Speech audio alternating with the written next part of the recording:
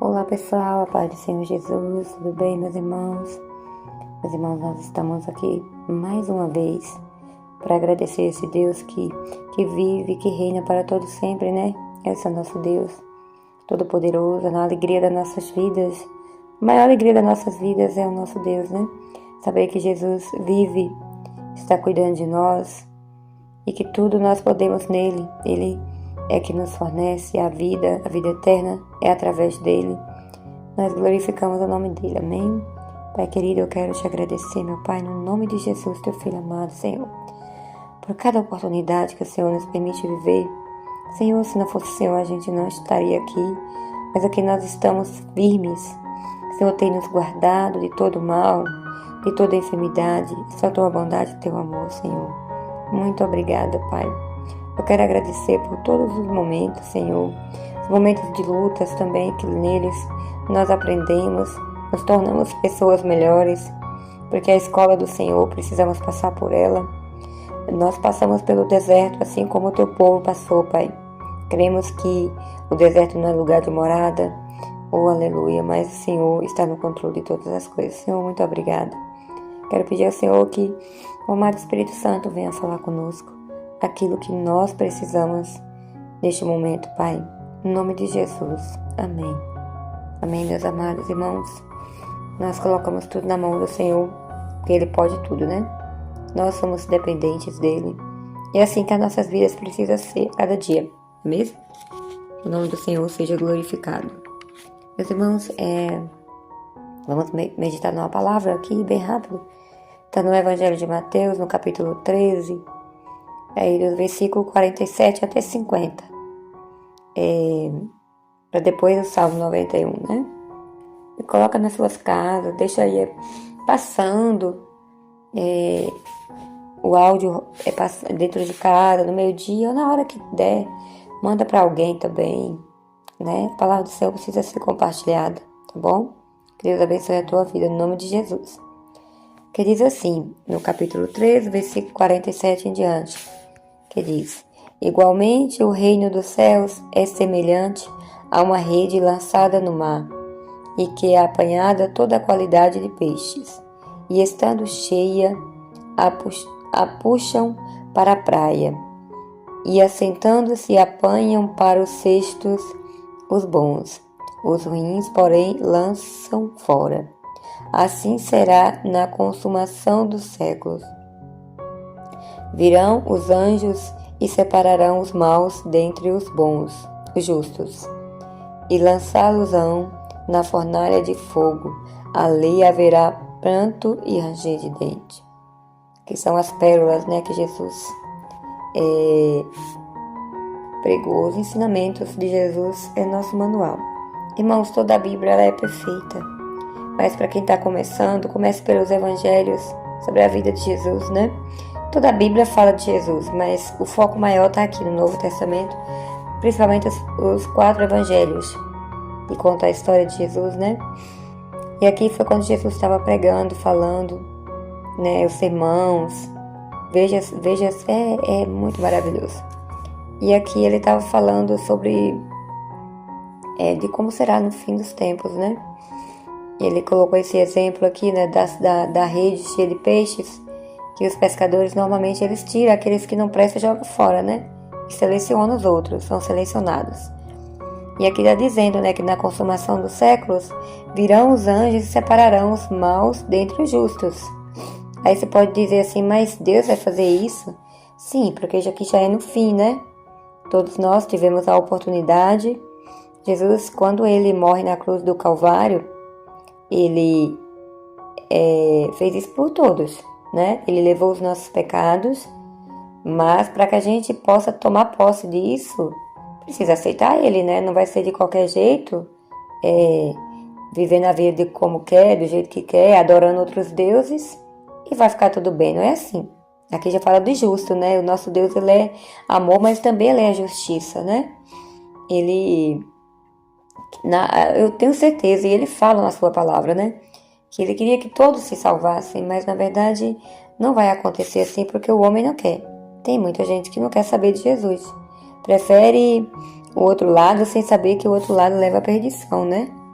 E aqui a Bíblia diz que no último dia, os anjos do Senhor, são os anjos, vão separar os maus, aqueles que não quiseram saber de Deus, que viveram a vida da forma que bem quis.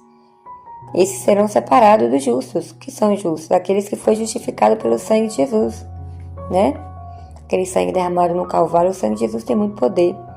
Então, todos os que foi justificado são desses que a Bíblia está falando. Porque a primeira vinda de Jesus, Jesus veio como um cordeiro, né? Se humilhou, passou por tudo, sofreu humilhações sem merecer, porque ele nunca pecou, ele é santo. Na verdade, o único santo, né?